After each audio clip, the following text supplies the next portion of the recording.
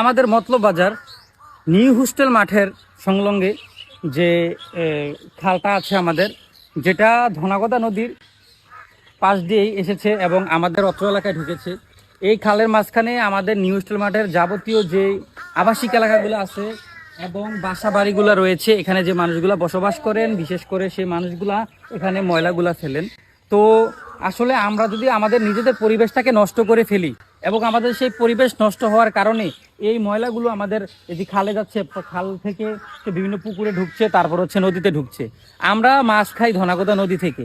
আমাদের দেশের, আমাদের এলাকার খাল, আমাদের এলাকার যে নদী হয়ে থাকে, সেখানে আমরা ময়লাগুলো ফালাচ্ছি, এগুলো মাছ খাবার খাচ্ছে। এই খাবার যদি আমাদের পেটের ভিতরে ঢুকে, আমাদের নিশ্চিত ক্যান্সার হবে, বিভিন্ন ধরনের সমস্যা হবে। ঠিক আছে, তো আমরা এই যে ময়লাগুলো ফালাই এটা নির্দিষ্ট স্থানে, এবং আমরা একটা নির্দিষ্ট স্থানে মাটি খনন করে সেখানে, অথবা সরকারি যে নিয়ম আছে সেই নিয়ম বিধি মেনে এই ময়লাগুলো ফেলবো।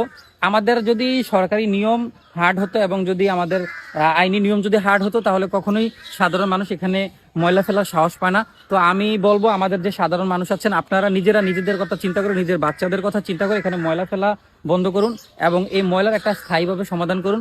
এবং প্রশাসনের দিক থেকে আপনারা একটা ময়লা ফেলার স্থায়ী একটা সমাধান করুন। বাংলাদেশের বাইরেও অনেক ছোট ছোট রাষ্ট্র আছে যেখানে রাস্তাঘাটে একটা চুলো খুঁজে পাওয়া যায় না। তাহলে আমাদের দেশ কেন আমরা পরিবর্তন করতে পারবো না? আমরা পরিষ্কার থাকবো, পরিচ্ছন্ন থাকবো, আমাদের পানি পরিচ্ছন্ন থাকবে, আমরা বিশুদ্ধ পানি পান করবো, আমরা সুস্থ থাকবো ইনশাআল্লাহ।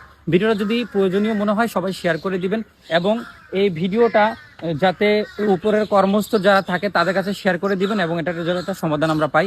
অসংখ্য ধন্যবাদ সবাইকে।